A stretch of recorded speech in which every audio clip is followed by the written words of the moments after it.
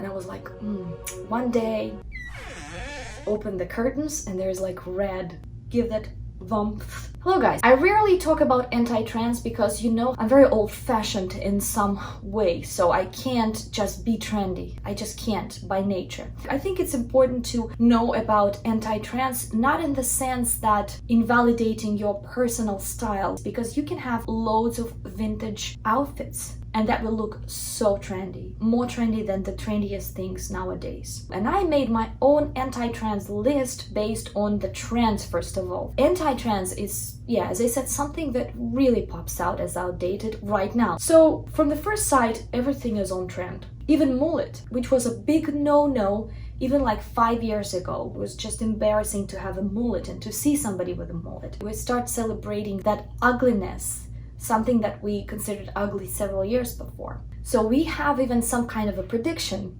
What looks pretty ugly today, we might save it for tomorrow. So first anti-trend that I would talk about is perm. I don't know about America, how it's happening here, but you know, in Russia, we have many salons that still do that perm thing, starting probably since the 80s. And women, they wanted some kind of a fluff there, you know, some kind of a dandelion slightly, just to give it a bit more volume, you know, and just to give an appearance of a bigger hair.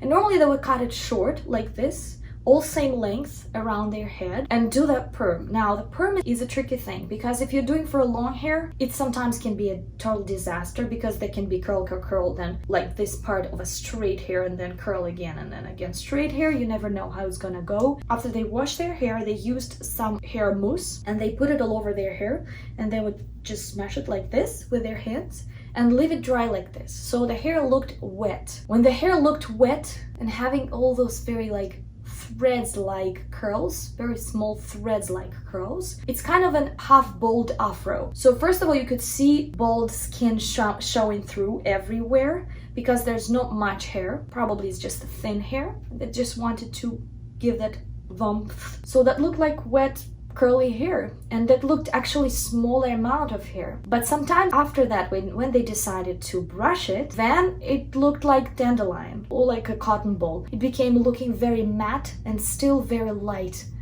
on shape and see-through. Kind of, you could see through that if you looked at her, like the light going through. So that also was not the perfect example of great curliness, because if you compare a lady with a lot of hair with curly hair, that looks different, that looks healthy, that looks just a nature. And I could see also younger women, they were still doing that on the shorter hair or the hair with layering or long bobs, especially in combination with bleached hair, slightly yellow hair, which already was not very healthy looking, and with that strange perm. And normally you can see on the face, by the color of the skin, by the facial features, you can already see that this is not the person who was created with that curly hair, you know, the intense curls. So when we look at it, just something doesn't match. Of course I understand the struggle. Of course we want some more volume. Of course we want to spend a bit less time in front of a mirror, just wake up and go, you know, but I think there's still no such a perm that would do thicker and bigger curls. If that perm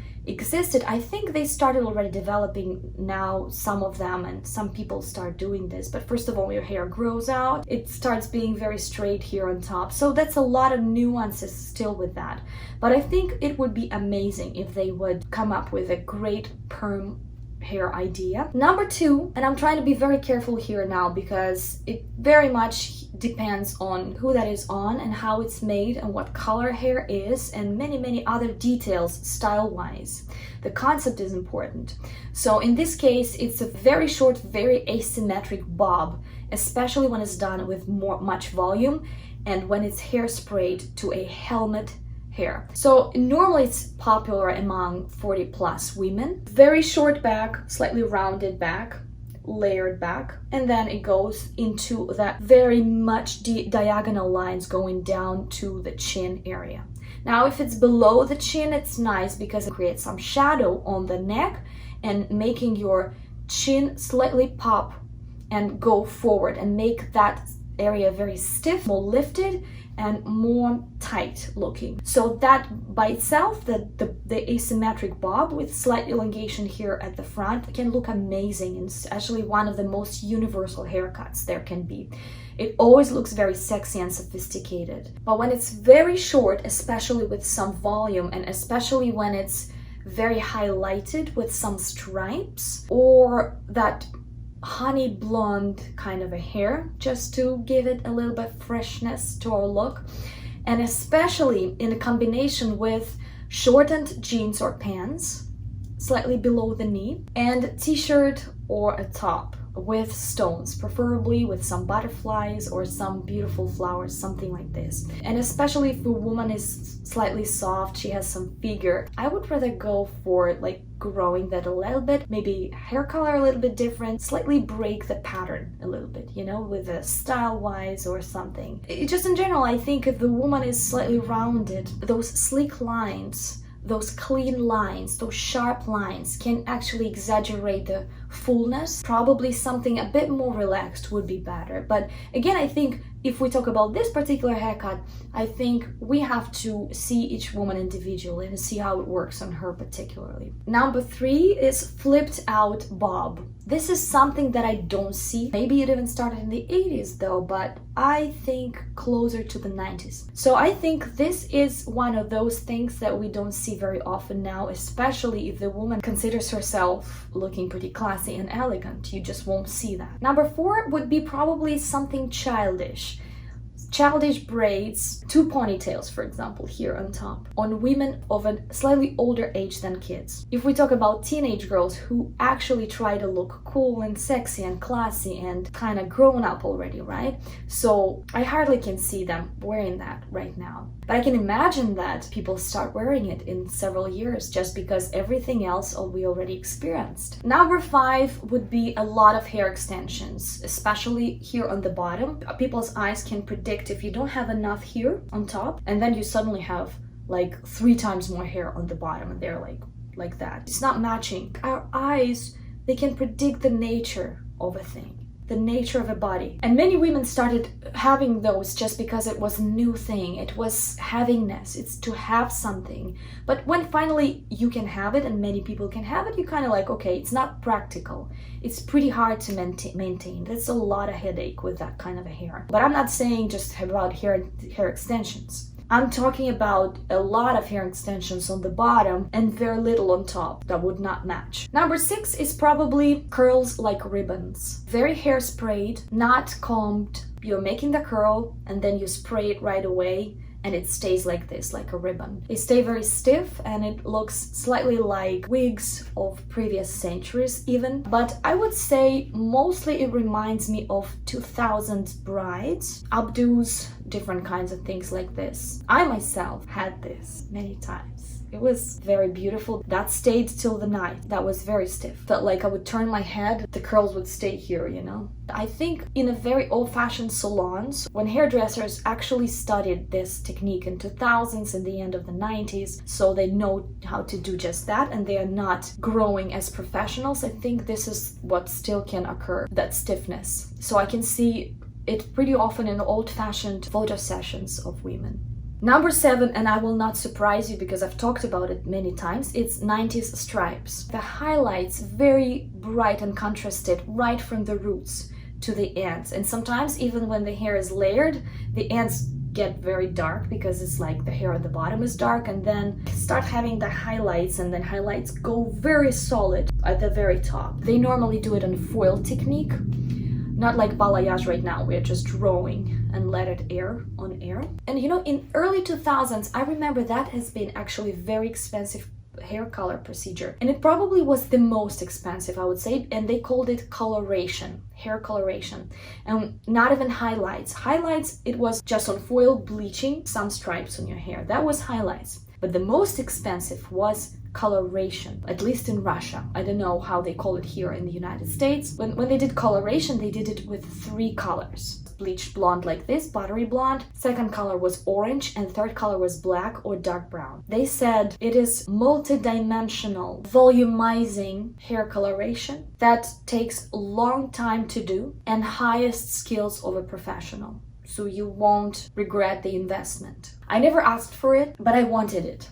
But I never asked for it because I didn't have any money. And I was like, one day. Luckily, it was out of trend. And I don't think it's beautiful still. Maybe something will change in the future, but I still don't think that it's a trend in the context of the outfits. Number 8 is too round and too big volume on the hair, which is not in proportion with the size of the face and with the size of the body. And I still see this, especially with older ladies. They get this, whether blowout or they become their hair too much, especially in combination with, that looks a little bit like grown-up pixie. Not kind of a bob, it's like a layered bob, so it would be easier to back comb. And then slightly wispy bangs that is rounded here in front, especially with combination with those stripy hair color. I think this is an anti-trend and it's very aging, and I think it looks very old-fashioned, this rounded blowout, personally. So I just don't see it in any context right now. I don't see people play with this kind of a hair. I don't see it in the near future as well. Number 9, it's bright stripes on the hair or bright hair underneath, right? And on top is natural color.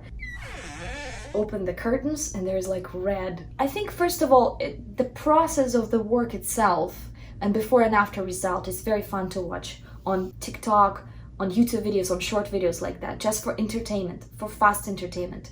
And I think it's so fun to watch that some people get inspired. First of all, it's not practical, so people get tired of it pretty fast. It's pretty fun, I think, at the beginning. But if there's like no style, just a regular style, regular size woman, feminine, stuff like that, and then she has those stripes, it sometimes doesn't make sense style-wise. But there'll always be punk women. There'll always be women who are futuristic, rebellion. They show their personality, so that's fine. It's just, I think this is not very practical because you gotta know what to do with that. Also, if you had dark hair, to make those bright hair, you first bleach them to the very pale yellow color, and then you can make them bright. And bright colors normally leave very fast, and then that washes out the color, and then the color is bleached yellow. So you gotta go back to your natural color, or you just do something with it. But I think every very extravagant and strange trend is very short. And number 10, creative coloration. Again, I'm not sure how they call it here in the United States, but in Russia they used to call it creative coloration for the hair. And it started probably in the 60s first, when Vidal Sassoon is a very famous hairdresser who created that very sleek bob and very complicated different shades of different A-line bobs, asymmetric bobs, and he did like hair by hair, and the bob was perfectly shaped, so the woman would kind of wake up and go. And I think it became a basis to show your creativity in the way how you can actually cut per person's hair, because at some point there started being contests for hairdressers where they showed their craft. But you can't just surprise anyone by just doing the straight bob for them or just coloring hair all the same color. So for the contests, hairdressers, they actually had to do step forward and make something strange, unusual, different kinds of layers, sharp layers, stairs, steps, zigzags, and then color this hair accordingly to the shape. Like if it's a longer, then I'm gonna do this stripe here. If it's zigzag here, I'm gonna do like a red thing underneath.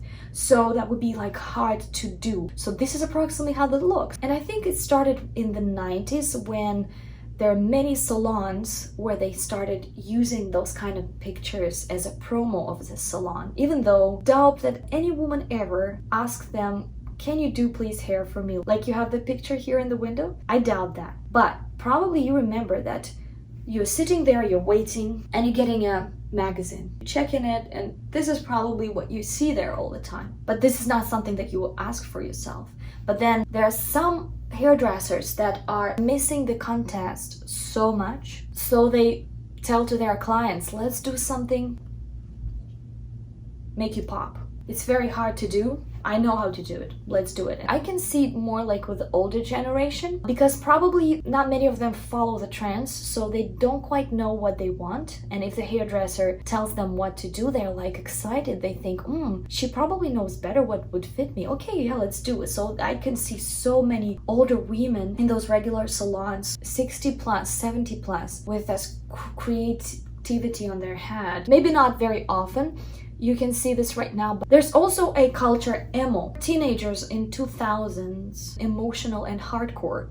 Songs with very sad lyrics, but at the same time pretty like punkish. And their hair was mostly like black with some pink stripes. And that is a culture. It's a little bit different. It's the whole concept. Piercing, the makeup, the music you're listening to, backpack or something, you know, like it's a vibe. But there's nothing to do with this kind of like a regular, if you want to have like that interesting haircut. So many hairdressers, they're just not looking on trends. So something that they learned in the 90s, probably in the 2000s, and they are still doing this same things without trying to learn something new and trying to find out what is trendy nowadays, what kind of body she has, what kind of face she has, you know. That's important to know, I think. It's my own observation about anti-trans for today. What's gonna happen tomorrow, we're gonna wait and see. And if you think about more anti-trans, please let me know in the comments. Also, you can check this video, 15 things that make you look tired. I'm also talking about hair color, so I'm gonna leave the link down below, or you can click right here. Thank you so much for watching. If you want to support me, you can subscribe on my Patreon or click join button here. This way you'll be my sponsor and you will see all the videos early. And thank you so much. Bye bye.